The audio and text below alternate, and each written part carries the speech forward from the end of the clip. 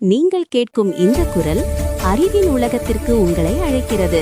இது வாய்ஸ்பீடியா தமிழ். உலகின் முதல் நூலகமாக கருதப்படுவது அசுர்பானிபால் நூலகமாகும். இதனை பற்றிய முக்கிய தகவல்கள். 1. இடம். இது பண்டைய அசிரிய தலைநகரான நினிவே நகரில் அமைந்திருந்தது. இது தற்போதைய ஈராக் நாட்டில் உள்ளது, மொசூல் நகருக்கு அருகில். 2. நிறுவியவர். அசிரிய பேரரசர் அசுர்பானிபால் என்பவரால் இது உருவாக்கப்பட்டது.